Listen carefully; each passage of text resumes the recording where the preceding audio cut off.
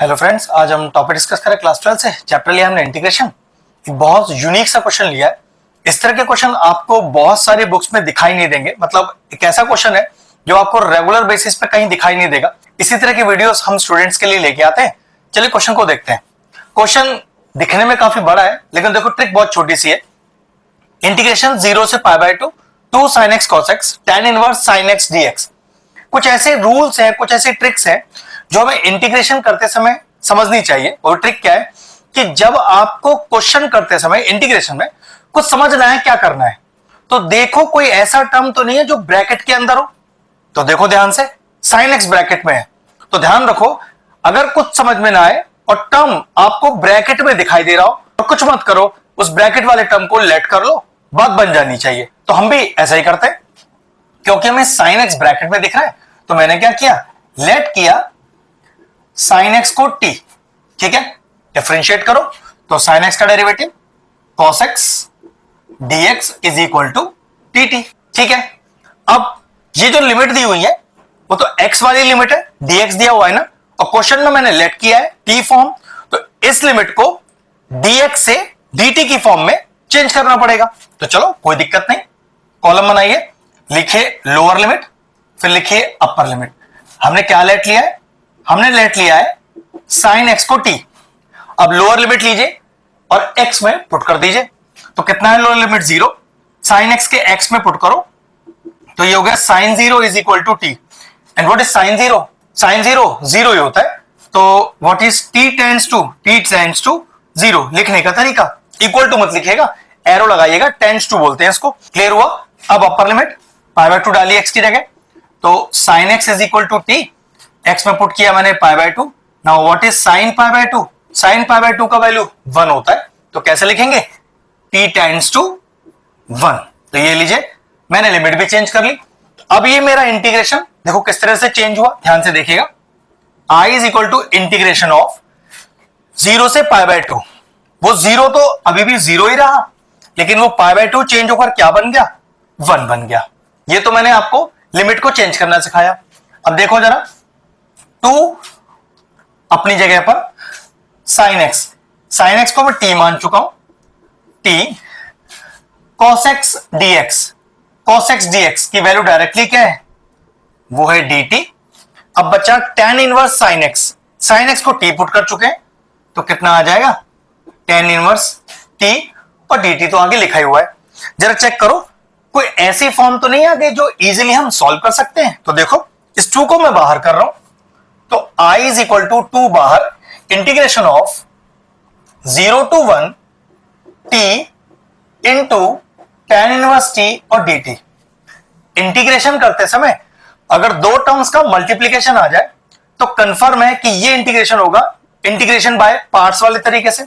मतलब मुझे एक टर्म को 1 मानना है, एक टर्म को 2, और आइलेट लगाना है। ठीक है, अब मैं अगर इस लेवल का क्वेश्चन करके दिखा रहा हूं तो मैं मान के चलूंगा कि आपको इंटीग्रेशन के रूल्स पहले से पता होंगे। ठीक है, तो अब नियम क्या है 1 और 2 मानने का, तो 1 और 2 मानने का नियम देखो, आइलेट सुना ही होगा, इनवर्स, लोगैरिथम्स, अलजेब्रा, ट्रिग्नोमेट्री और एक्सपोनेंशियल। तो ये है आपका अलजेब्रा और ये है आपका इनवर्स। ध्यान रखिएगा, इसे इनवर्स मान के चलेंगे, ट्रिग्नोमेट्री नहीं। ठीक है, तो इनवर्स आई पहले आता है, तो इनवर्स को ले लिया 1, तो कंफर्म है कि मैंने t को ले लिया 2। चलिए अब लगाते हैं इंटीग्रेशन बाय पार्ट्स। कैसे लगाते हैं ध्यान से देखिएगा। I इज इक्वल टू 2 बाहर, 2 से कोई मतलब नहीं है हमारा, पहले को छोड़ा, ध्यान से देखिएगा, दूसरे का इंटीग्रेशन माइनस बड़ा इंटीग्रेशन, पहले का डिफरेंशिएशन, तो tan इनवर्स t का डिफरेंशिएशन क्या होगा, 1/1 प्लस टी स्क्वायर इंटू दूसरे का इंटीग्रेशन और होल का इंटीग्रेशन। यही होता है इंटीग्रेशन बाय पार्ट्स। और लिमिट कहां से कहां तक की है, 0 से लेके 1 तक की। फिर समझ लीजिए, पहले को छोड़ा, दूसरे का इंटीग्रेशन माइनस बड़ा इंटीग्रेशन, पहले का डिफरेंशिएशन, दूसरे का इंटीग्रेशन, होल का इंटीग्रेशन। ठीक, अब आगे चलते हैं। तो I इज इक्वल टू 2 बाहर, 2 से कोई काम नहीं है हमारा, tan इनवर्स t छोड़ा हुआ है, छोड़ दीजिए। What is the integration of t? t का इंटीग्रेशन क्या होगा, t स्क्वायर अपॉन 2। ठीक, माइनस बड़ा इंटीग्रेशन। अब 1 plus 1 upon T square as it is into फिर से t का इंटीग्रेशन, तो that is equal to T square upon 2 और dt, और लिमिट कहां से कहां तक की है, 0 से 1 तक की। जरा सही से रीअरेंज करते हैं, तो i इज इक्वल टू 2 बाहर T square by 2 tan inverse t, जरा इस 1/2 को भी बाहर करो, इंटीग्रेशन ऑफ, देखो बचा क्या, T square upon 1 plus T square dt, integration 0 to 1। अब इस क्वेश्चन को करने के बहुत सारे तरीके, लेकिन सबसे आसान तरीका वो समझ लो। जैसे एक रूल ये था कि अगर कुछ समझ में ना आए तो जो टर्म ब्रैकेट में हो उसको आप लेट ले लें। इसी तरह से एक रूल ये है कि अपने न्यूमरेटर को डिनोमिनेटर जैसा बनाने की कोशिश करें। तो देखो, क्या मैं अपने न्यूमरेटर को डिनोमिनेटर जैसा बना सकता हूं? बना तो सकता हूं, एक +1 करके। तो एज इट इज तो +1 नहीं कर सकता, तो क्या करूंगा, एक +1 कर दूंगा, तो एक -1 भी कर दूंगा। तो फिर अगला स्टेप वही लिखते हैं, तो i इज इक्वल टू 2 बाहर integration of T square by 2 into tan inverse t minus का हाफ इंटीग्रेशन ऑफ। अब न्यूमरेटर को डिनोमिनेटर जैसा बनाओ, तो एक ऊपर एड 1 भी किया और एक सब्ट्रैक्ट 1 भी किया, तो क्वेश्चन पे तो कोई फर्क पड़ा नहीं, लेकिन इससे मेरा कैलकुलेशन बहुत आसान हो जाएगा। देखते हैं कैसे। चलिए अगला स्टेप, तो i इज इक्वल टू 2 बाहर, 2 का कोई काम नहीं, ये टी स्क्वायर बाय 2 अभी सब एज इट इज रहेगा, into tan inverse t as it is रहेगा। नाउ माइनस का हाफ, अब इस वाले डिनोमिनेटर के 1 प्लस टी स्क्वायर को इन दोनों के साथ अलग अलग कर रहा हूं, तो देखिए ना, और ध्यान रखिएगा ये माइनस हाफ का भी ध्यान रखना है, ये इसके साथ ही मल्टीप्लाई होगा और ये इसके साथ ही मल्टीप्लाई होगा।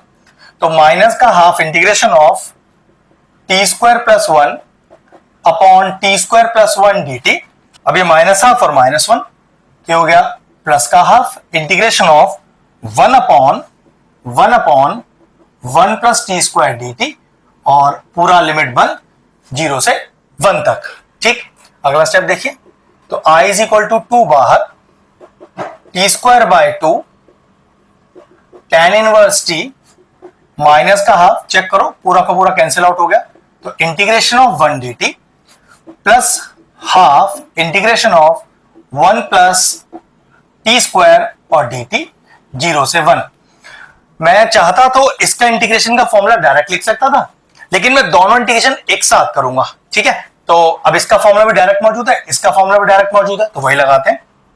तो i इज इक्वल टू 2 बाहर T square by 2 tan inverse t minus का हाफ, अब 1 का इंटीग्रेशन t के रेस्पेक्ट में हो रहा है, तो पक्की बात t होगा, प्लस हाफ, क्या डायरेक्ट फॉर्मूला है 1 अपॉन ए स्क्वायर प्लस एक्स स्क्वायर का फॉर्मूला क्या है 1 अपॉन ए tan इनवर्स x अपॉन ए, बस x की जगह t लिखा हुआ है, तो फॉर्मूला लगाइए 1 अपॉन ए tan इनवर्स t अपॉन ए 0 से 1।